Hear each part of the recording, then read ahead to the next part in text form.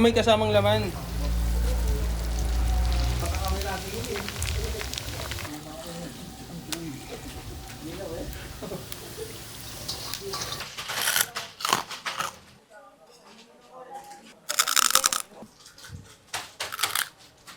Magandang good afternoon for today's video. Mahilig ka rin ba sa mga putok-batok tulad nito?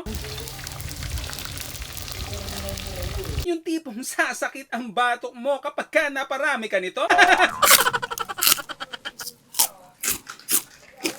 My goodness! Ang sarap! Kaya naman wag mo nang palagpasin itong video na ito dahil pwedeng lumiwanag ang teres nyo. Pwedeng mo pala itong inegosyo. Napasugod na nga kami ng mga tropa kong mukbanger dito sa Naik, Cavite. At yung isa kong ang nakasama ay isang pangmalakasang Wang Immortal!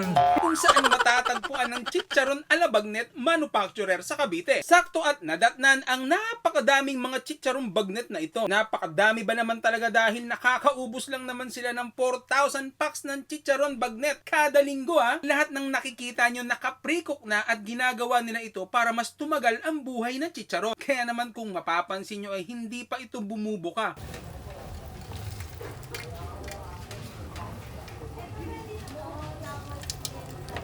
At para naman sa final frying ay magpapainit sila ng napakadaming mantika tsaka ilalagay ang mga chicharon.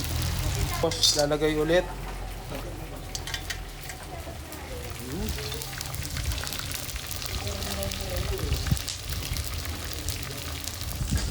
Grabe oh. Mga ilang minutes po ito? 5 minutes.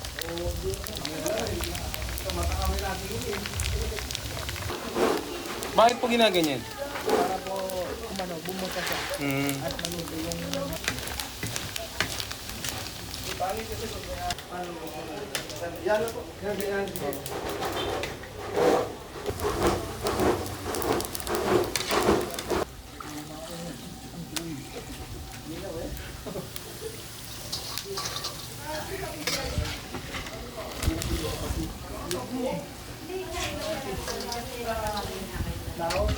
Marami oh.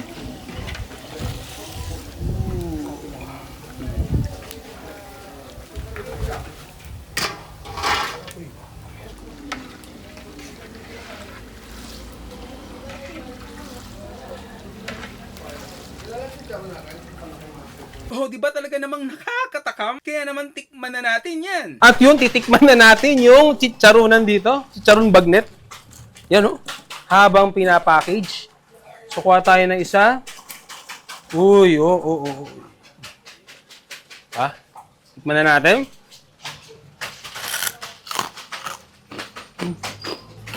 May. Grabe. Kapit natin yung mic.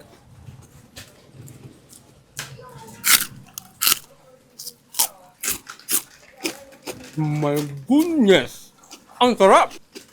Chicharon bagnet.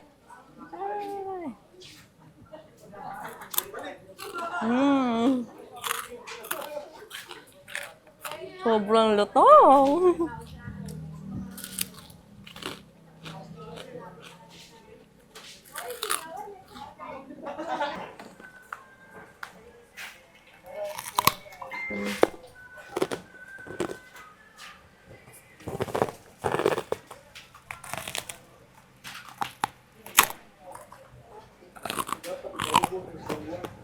Yan ang pagkakakitaan, pwedeng-pwede kayo dito i-message nyo lang sila sa kanilang FB page. At ang kinagandahan pa nito, open sila for rebranding. So paano? Hanggang dito na lang. Paalam!